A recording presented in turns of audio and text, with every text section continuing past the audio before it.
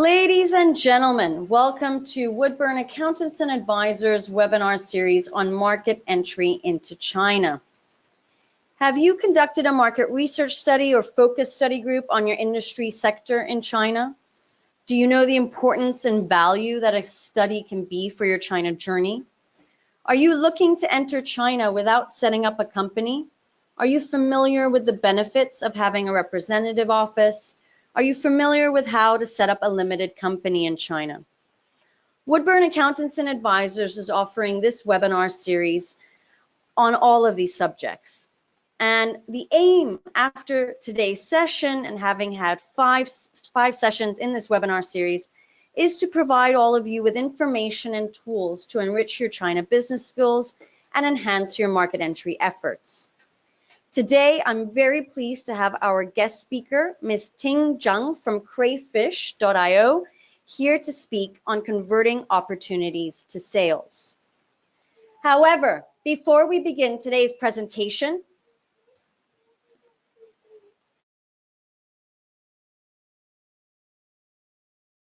I would just like to go through a couple of administration sections. When you joined GoToWebinar, you were able to choose your audio option, whether your computer audio or the landline. Generally speaking, the landline offers you a more stable and clear sound system. However, you can also use your computer audio fine. If you are in a jurisdiction that is a little bit more sensitive, like the Middle East or in China, I know that a VPN may need to be used to connect to the GoToWebinar system. As is typical with any online webinar or seminar, be prepared to have 30 seconds to 45 seconds of instability. The system needs that time to reboot. Don't exit from the system. I will be returning, as well as Ting Zhang, to finish the presentation for today. Now, if you do decide along today's presentation that you would like to switch to a landline, then it's going to look like this. When you go to the audio section of your control panel, you can click on the telephone item, and as a result of that, there will be a dial-in number for your jurisdiction, an access code, and an audio pin. As is typical with our webinars, we aim to have a 10 to 15-minute Q&A at the end of the presentation for today. So please add your comments, add your questions. Take this opportunity to reach out to myself or Ting Zhang during today's presentation. Now, just to test the system, if you'd be so kind as to raise your hand in the control panel, there's a button with a hand. If you would be so kind as to click on that, that will allow me to know that you're listening in. You can re-click that button and the hand will then disappear. Thank you very much. So there are, again, quite a few new faces to today's presentation, so just allow me to introduce who we are. Woodburn Accountants and Advisors is specialized in inbound investment to China and Hong Kong. We establish and administer and manage companies on behalf of our clients in both jurisdictions. Our services include everything from pre-investment advisory to market entry advisory,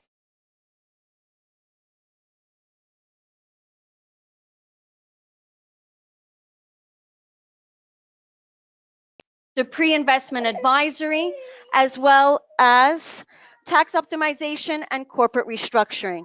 Our clients are all international companies focused on inbound Asia investments, and the strategy of our clients are all different, from manufacturing in China, exporting from China, selling to China, and offering a variety of services in China. Apologies to the people. I have my daughter, very sick daughter, who's on my lap, who's crying a little bit. Apologies for that. She's tied to me today for some reason. Ting, I also apologize for that. She's a bit quiet now. I am your moderator for today. This is just to give you an idea, the voice behind everything. My name is Christina Kohler-Coluccia. I'm the head of business advisory at Woodburn Accountants and Advisors.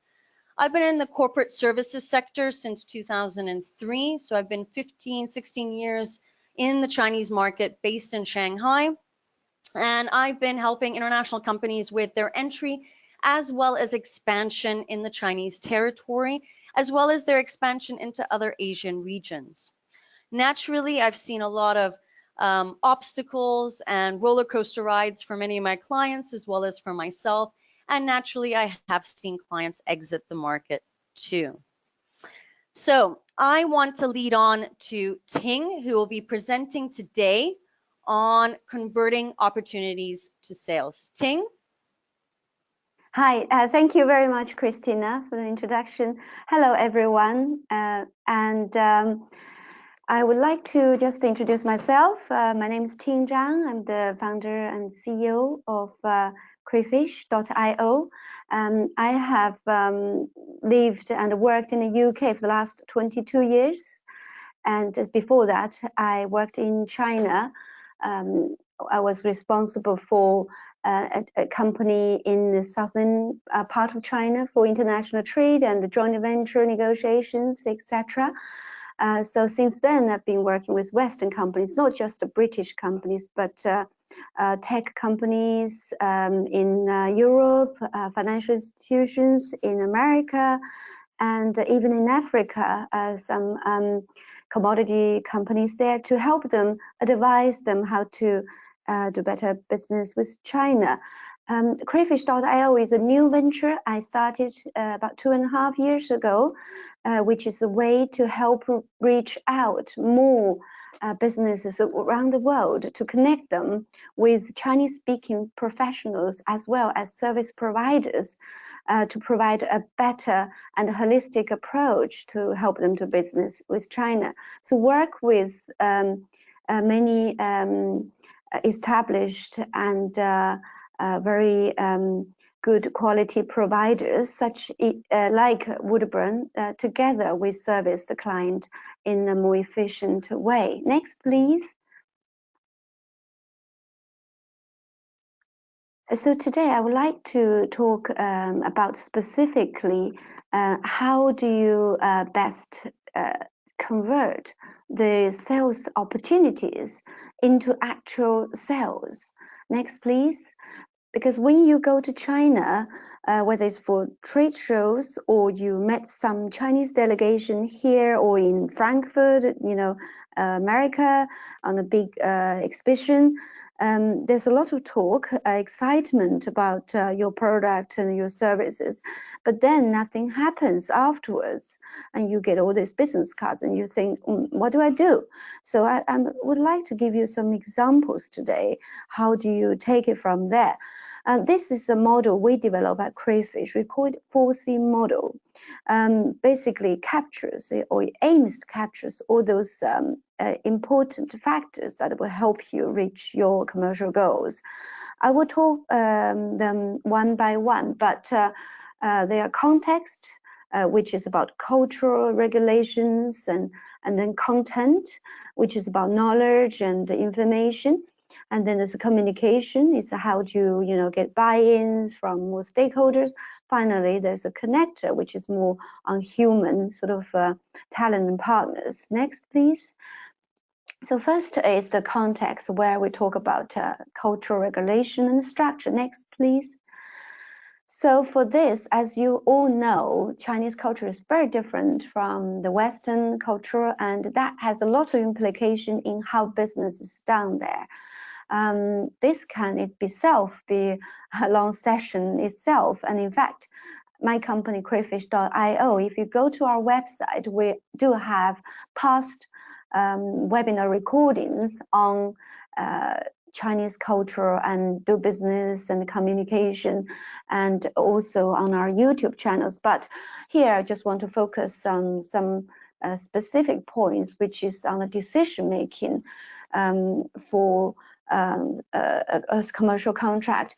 To start with, you really need to build relationship with Chinese counterparts, because in China, business is organized around relationship and friendship. And you may have heard a keyword called 关系, literally means gate to connection, which means you have to have that kind of relationship to open you to the connections you need to make your business successful in China. And you may heard again, people talk about China plays long game. You need to play that too. In the meantime, China, the business in China has no patience to wait for long to make profit, to reach that short-term goal. So it's that balance. It's like yin and yang. You needed to make sure you have some balance in that, because in China everything happen fast. Some people call it China speed or Chinese speed, and sometimes they find that communication is too slow with the Western side. But on the other hand, we find sometimes the Chinese side takes a long time to do decision making because of the different reasons, whether it's hierarchical, because of the state-owned, private-owned, all those elements. Next, please. And all the way through this presentation, I'm going to use one case study, and the company is called Steer. You see on the right side, that's a logo, and you see the gentleman wearing, glasses and in gray hair. He's called Simon, and his company offers a groundbreaking mental health prevention and management solution for schools from 7 years plus to university, and they are doing really well in the UK. Already been used on tens of thousands of students, and now featured in Sky News as a way to help school preventing children being bullied, and also help the teachers and schools to be on top of what's happening with the students' mental health. So Simon recognized there's a massive market in China, because the Chinese children all through the school age face enormous pressure with the Gaokao system, which is the university entry system. It's very competitive, intense years for preparation for those exams, and there's a lot of instances that the teenagers can't take it, commit suicide, and very much on the Chinese government's agenda to improve that. So he has a vision that he wants to go to China, take this solution and help the Chinese children. In the meantime, of course, achieve commercial goals for his company. So he came to crayfish.io to find us after some research online to see who is out there to help him. And he recognized that crayfish, with our network in China, with our team in the UK and China, can help him. So we took him on board, and to start with, we prepare and identify what is the right way to enter the market, because he's in education, and it's important to visit the stakeholders in China. So we took him to China. So in half a year's time, actually 8-9 months, he visited China about 3 times. So that is like a way to show the Chinese partner that he's committed to make this happen. And of course, in China, everything is so fluid, and it plays to our advantage as well. So before we went, we had a number of key meetings arranged. But while we're there, we managed to fill all the slots available with meetings. For example, on the left, this is a breakfast, actually. That we visited the Institute for Education Science on the first day, had such a good meeting. They said, would you like to come in the morning the next day, 8 a.m. to have breakfast with us, and then we can do an interview with you that we could steer onto a national social media channel in Chinese. So of course we took the opportunity, so we had to leave the hotel at 7 a.m. to get there to have breakfast and do that. And that is again this sort of flexible with schedule. And then on the right, if you see the ping pong rackets, so after the breakfast we went on with interview, and actually at when we come out of the canteen, we saw a gentleman on the right played ping pong, and then our contact there says, look, he's the number 2 person in our institute, very powerful, very he's going to be very useful in the future to for the institute to buy in your concept. So Simon just actually take his jacket off and grab someone else's racket and say, can I?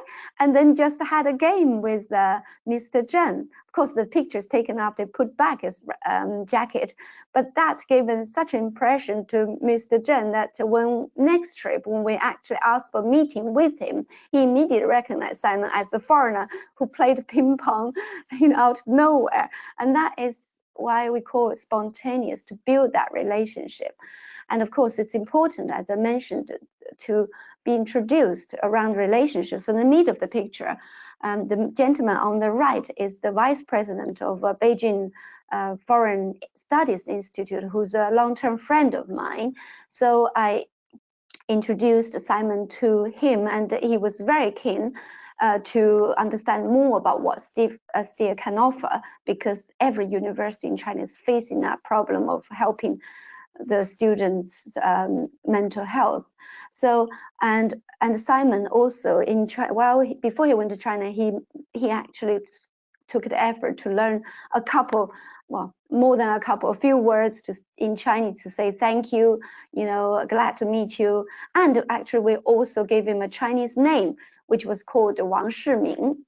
His full name is Simon Walker.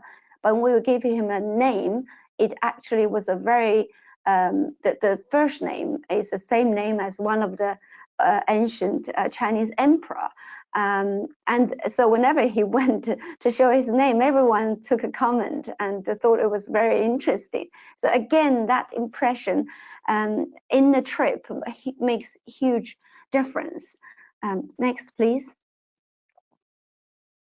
So this is, you may laugh at this, but it's real. And not just for salespeople in China, there's a massive sales culture based on eating and drinking wine and dine, and used to be even more. But now with that government sort of anti-corruption effort, you can't really do that much with the sort of public sector. But for business, you still very much building relationship over social times, meal times is really important for that. And if you are a good drinker, and if you are good after drinking, you can still talk business.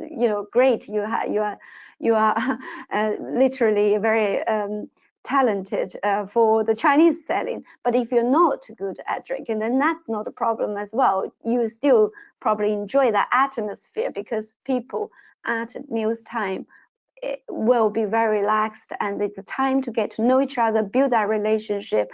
And also the Chinese culture is to say, depends on how the way you treat the whole drinking etiquette, it's how they see the personality. Again, there's more we can talk about it, but not today. But just to bear in mind that if you are doing sales in China, you will see the Chinese, even among the colleagues, they will be jolly, drinking and making that atmosphere, and that is sort of very popular in China. And of course, if you have some certain hobbies, it will help you build a relationship. For example, if you like photograph, you can share with them what you've taken of the Chinese people, landscape, and it's always give you that additional topic to make personal sort of conversation. But a big warning is to avoid politically sensitive topics, because Chinese people, most of the business people, particularly the older generation, have a different view to the younger generation, or totally different from what you think of certain topics, such as Tibet, currently Hong Kong. And if you don't want to get in a huge debate and end up in an unpleasant sort of atmosphere, then just avoid this. You are there for doing business. Leave the politically sensitive topics to other occasions. And if you know about the Chinese tea culture, Chinese calligraphy, or anything like that, talk about it, impress your host. So just before we end the slides, on the right, top right, there's a bottle of Chinese spirit, which is called Mao Tai, M-A-O-T-A-I. It's the #1 drink in China. It's a very strong drink, probably about 50% plus, but it's most popular for Chinese business dinner or entertainment. So if you see that on the table, you know it's actually very strong. So be aware if you're not very good at drinking. Next, please. So now we come to talk a little bit more business dry stuff. So of course, it's very important. Once you have that initial discussion, you need to think about how you're going to actually get your business going in China. That involves the right business model, the right structure, which I'm sure you have heard in the last few days with Christina. And you also need to understand the regulations that's specific to your sectors. For example, if you are in the cosmetic sector, you have the import registration, which can take you up to a year, and there's a lot of hurdles, go through lots of paperwork. And if you are in a manufacturing and consumer products, then you have to meet Chinese regulation in the CCC, which again, you have to go through a lengthy process and even involving the Chinese officials to visit your premises to check everything. And if you are in the internet and data and the software space, you need to be aware that the Chinese government won't allow personal data to be stored from Chinese consumers or Chinese users to be outside China. So you need to set up your local server, for example. And if you are in the service business, receiving money out of China takes a long time to start.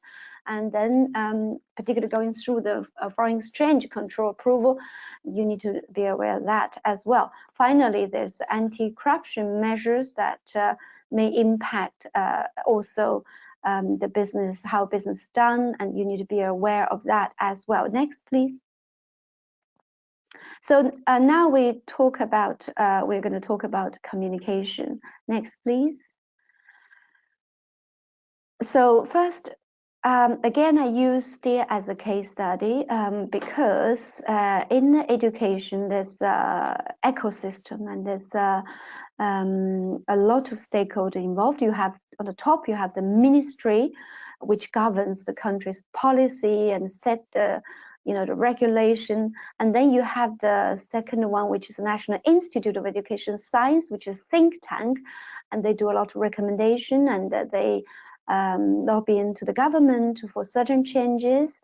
And then you see the round one, which is a university. It's called the Beijing Normal University. In China, Normal University is where they breed all the educationalists, and they also very much invest in research into edutech, for example. So it's very important to involve them if you are in that area. And so, and of course, the experts and key opinion leaders are important as well. In the picture, you see the lady on the right. She is one of the professors heading one of the department in the Institute of Education Science. So when Simon went there, we arranged him to have a long conversation with her to tell her about the STEER solution, and she was amazed and immediately so excited with this. She invited Simon to go to present to 1,400 people. On the right, on the left, you can see that conference. It's like a TEDx sort of style presentation, but with in this room about a few hundreds, and then streamed to other few hundreds in the same venue. So it's over 1,000 people listened to Simon's presentation on how STEER delivers that change to the way young people growing up into healthy and happy adults. And then finally, you need to think about end users. In this case, the end users are schools. So again, we took Simon to a school in Chongqing. You can see there's school teachers and headmaster sitting along the table, and Simon was telling them using actually the desk. Again, that's a very spontaneous presentation. The table has got a lane in the middle, so he was using this to show, look, education shouldn't be a straight road. It should allow the students to navigate around their uncertainties of, growing up, the difficulties, so that we can help them from crashing into, the wild woods. So getting that presented to the teachers at end of that half an hour discussion, the head teacher say, when can I buy your product? They were so excited about it. Of course, at the end of this, the schools won't be paying still directly because they are at the end of the chain. So they are budget holders. Who are the budget holders? They are the local government education commissions. So to reach them, then you need to get the distributors and you need to get the commercial model ready. But for now, we have found, Simon, a budget holder as a pilot study. So on the right, you can see there's a city that's called Suzhou. And the SIP is the district in Suzhou, which is Singapore Industrial Park. It's the first foreign-owned science park in China. In fact, it's probably the first modern science park, industrial park in China, set it up in the 90s. And they are very sort of forward-thinking when it comes to educate the children. So the park's education commission itself actually covers about 300 schools. So you can imagine how big the park is. The park is a city in the city.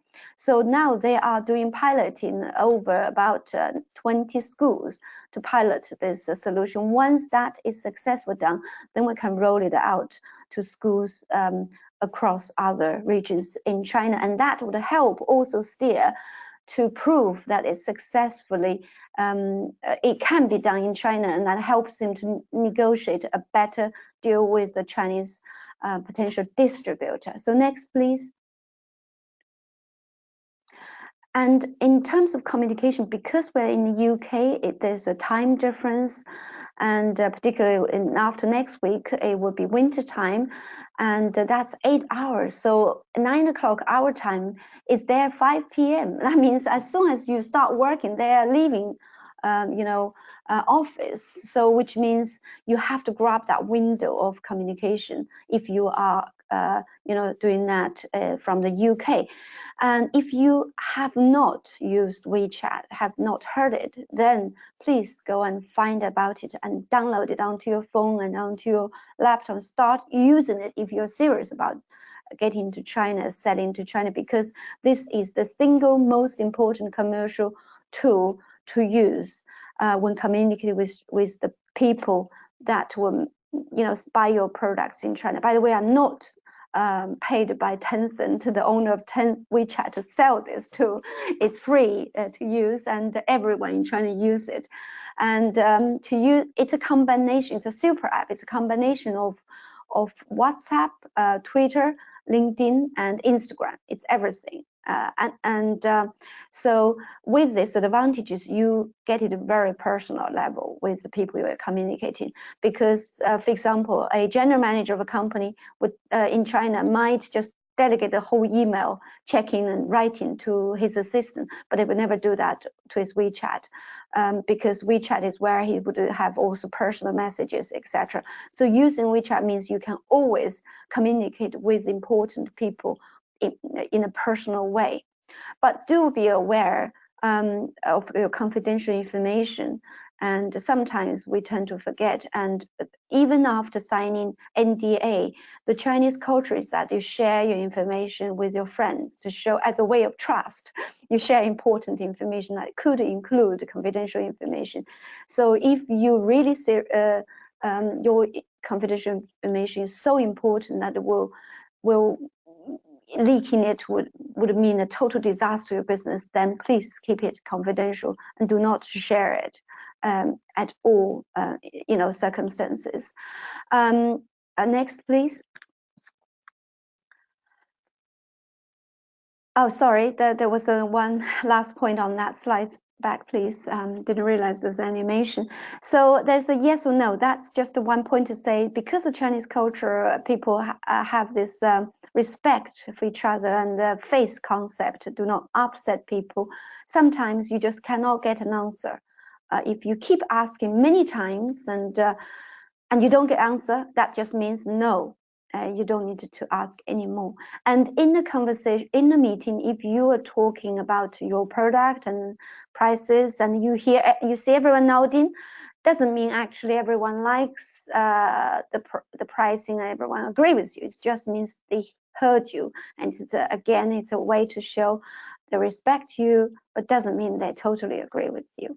But they may not tell you, so you need to find out through getting to know them better. And just the one final point on this is WeChat. There's a group chat which is really very popular with business, with every business. In fact, I spend a lot of my time on WeChat every day, because even internally we use WeChat to communicate. And with clients, for example, with just Steer, the same client, I had probably 8 WeChat groups with different clients, and also with certain organization, you need to have multiple WeChat groups. With the VIP, you have a group, and with the operational level, because the Chinese VIPs do not normally like to be doing anything that's administrative or anything that's they seem as trivial. They like to show their hierarchy by dedicating to their juniors. So you cannot actually having them in the same group for day-to-day stuff. So that again is a way to make sure that you are effective in your communication. Next, please. So now we're just talking about when you communicate, what do you do with the content to make sure that it's accurate? Next, please. So as you know, in China, probably 90% of the people do not speak good English. Some people, engineers, can read and write, but they struggle with commercial language.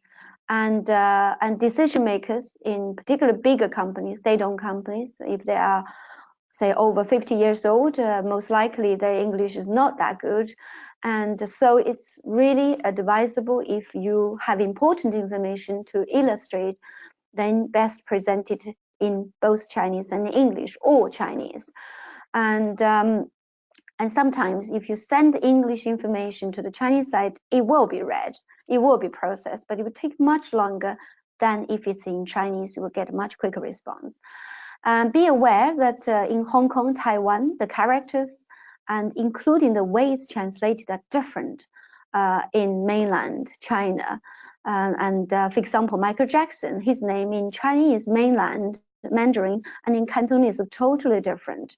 And there's certain words for like, electronic items, scientific terms also translate differently. So make sure, know your audience, where you're going to sell into, and use the right character. And if you can afford, you should always hire your own interpreter, because you can brief them and make sure they understand and your terms and translate properly, but also they are not worried about losing face to ask you questions on the spot. I sat in many business meetings in the past where the other sides, Chinese sides interpreter, totally mistranslate, or just because they are too embarrassed to ask, they just miss the whole sentence. And so in this case, as you can see, Simon took effort to brief the interpreter. They are actually not professional interpreter, but they were going to be interpreting for VIP meeting for Simon with the head of the institute. So he talked them through the whole presentation beforehand, make sure they understand. They actually ask him a lot of questions. And so that is very important. We even would suggest that for Skype calls, because across internet and time zone, it's very difficult sometimes to understand each other, particularly the other side English is kind of okay. So if you want to be very effective, again, use an interpreter. We actually last week had provided an interpreter for a huge pharmaceutical company, one of the leading one in the world, for them to have an important webinar call with a Chinese scientist who did not speak any English, and the interpreter we provide was a specialist in respiratory with field with actually a bachelor background in that, but also trained for simultaneous interpretation, so that the conversation was not interrupted, was not delayed during the translation. So that is also one of the ways you can ensure your messages get understood accurately. Next, please. And so when it comes to sell your products in China, it depends what product you offer. There may be, machinery, for example. You don't really need to localize a piece of engine. You just sell it into China. But if you are, for example, selling software, like in this case, Steer has an online system, and it's important for that to be done in Chinese. So at the moment, it has not been done because that requires a lot of investment and money to localize the whole software. But in the meantime, what we did for them is to at least localize all the videos and materials. And it's not just total translation, it's transcription. So we actually, our interpreters were using the understanding of the Chinese education system, rewrite some of the copies to produce summaries and voiceovers for the videos and subtitles. So that was quite impressive when the Chinese side to see. You have a whole repertoire of Chinese language-based materials. And if you can also have one page in Chinese or a few pages, just essential information in Chinese. So for the Chinese counterpart to be able to check what you're doing, etc. And remember, if you put any videos to Chinese, sending to Chinese side, don't use YouTube because it's banned in China. And there's equivalent called Youku. It's very similar to YouTube, so that's the one to use, Youku. And then if you are in a consumer products brand, for example, then you do need to think about the segment you're offering and what kind of positioning for your brand. In this case, for example, you can see there's two photos at the bottom right. One is before the client come to us and their products, how they look, and then it's after we help them with localizing the design. So what we did is through a design agency who worked with us. It's a niche agency that operates in this consumer sector, and to look at what the Chinese middle class like for a luxury sort of a skincare product. In this one is mother-baby care product. So while the kind of plasticky metal look like lid is very normal here, seem to be acceptable as a middle range product in China, it's seen as cheap, and the color of the packaging seem to be very boring, so it doesn't come across to be a middle class up sort of luxury brand.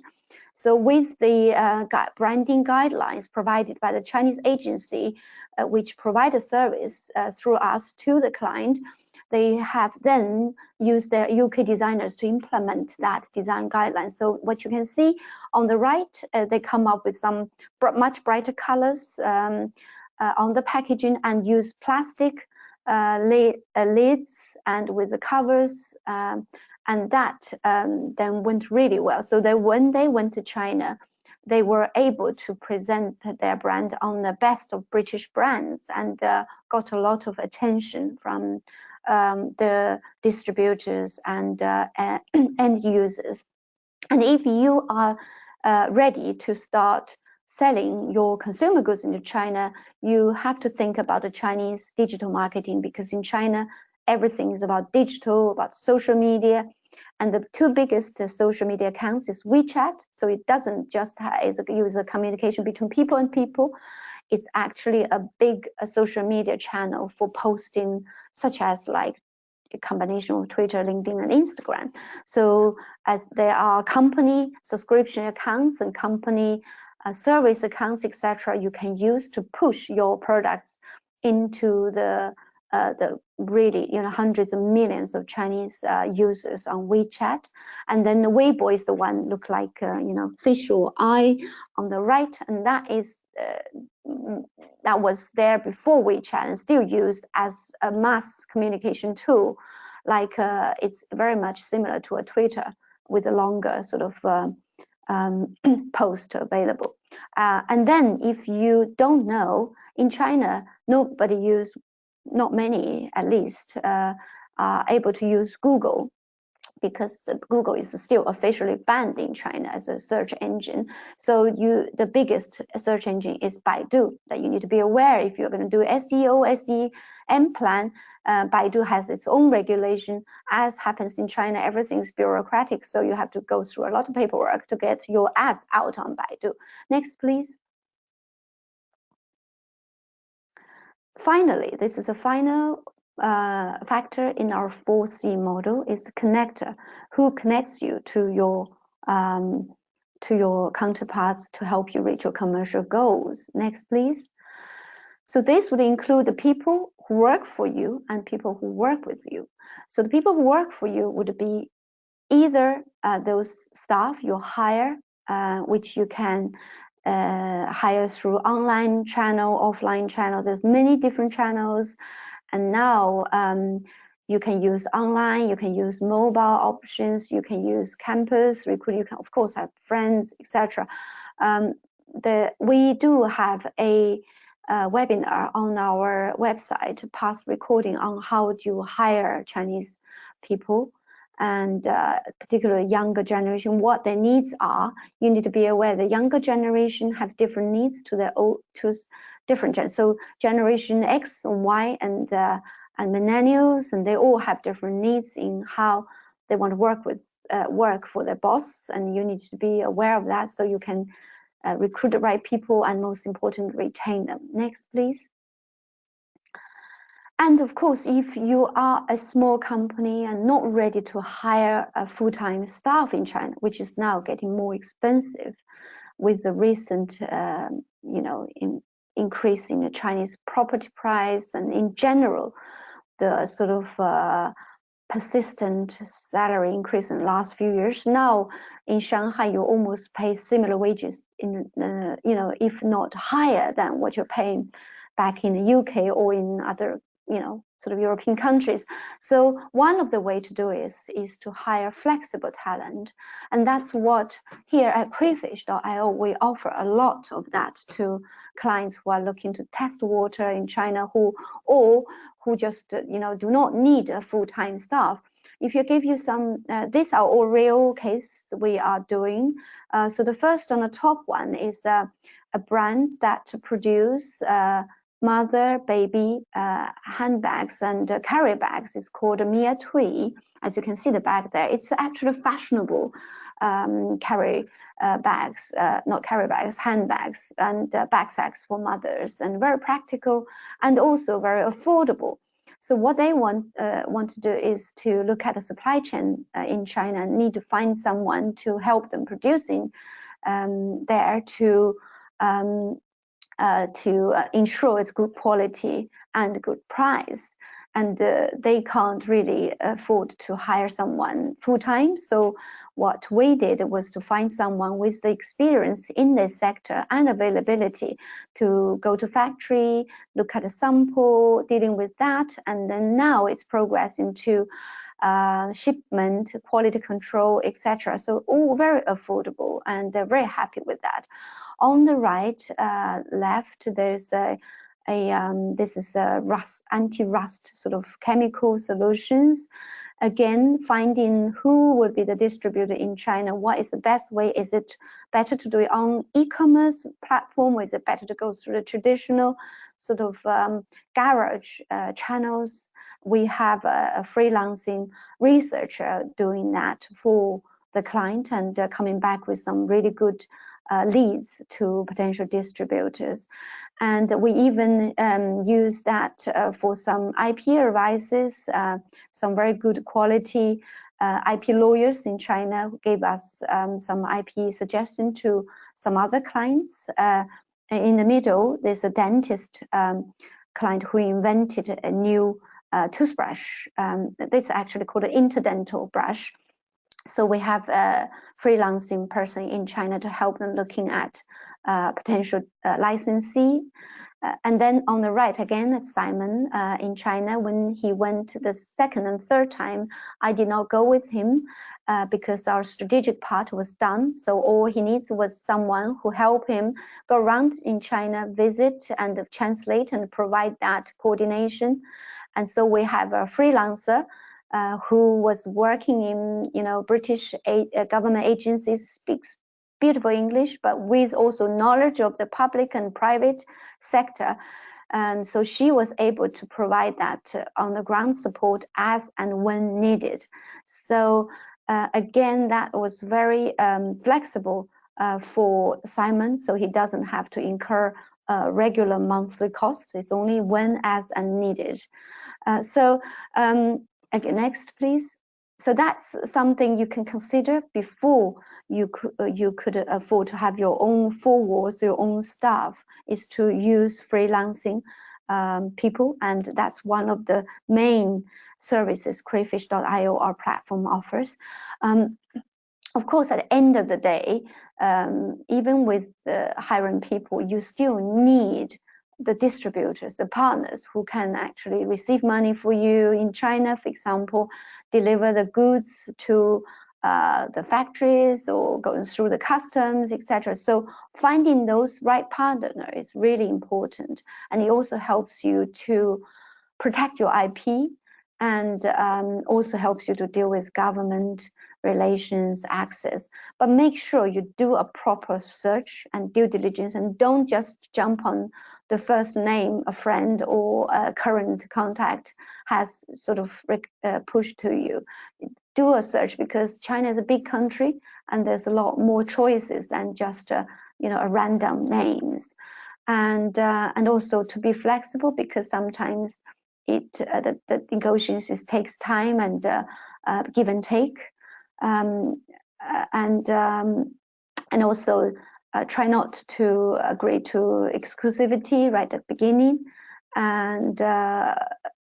and of course, even if you do everything right, it's not like you can immediately having the sales happening in a second trip. It takes time. In Steve's case, it's now nearly a year since his first visit. The pilot is going through, so and that is already very quick compared to some of the other British online tech companies which recently come to us for help. They took 2.5 years to get to the stage of a pilot, while with Steer, we work with him, maximize the channels and minimizing the sort of time and gap needed to fill. It still took a year to get to that stage.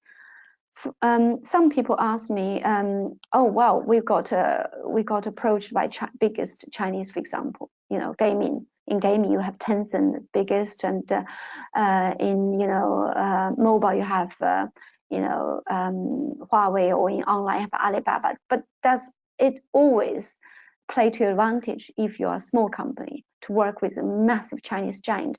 You need to consider that, because sometimes being a small supplier to a huge company means it would take you forever to get any attention. So it might be worthwhile to find someone who's smaller, but who's more eager to work with you, to take your product on board and to push it through the channels. And that means it's much quicker for you to realize your sales. Next, please. I think this is the last slides, and it's just, I know if you're in a tech business, you worry about your IP, but you need to balance, protecting your IP with selling in China. So if you protect your IP properly, again, we have done previously in our website, crayfish.io, you can find past webinars on how can you protect your IP through registering them in advance, and then again through enforcing your rights when things go wrong or there's dangerous signs of IP infringement. You can get that. You can find out the information, of course, on this, but do not just avoid going to China because you're worried about IP. There are ways you can protect yourself and you can make money as well. And then there's always the Chinese culture is to get the best deal. So that you can see in a street shop, in a market, people always bargain for a bit discount, and it's how Chinese, even myself, I would feeling, I got a good deal if I get a discount. So always, if you are not used to that, make sure your pricing has some room for discount, and not just one discount. You need to make sure you have a discount at the first meeting and then another small discount before you sign a deal, because that's quite normal.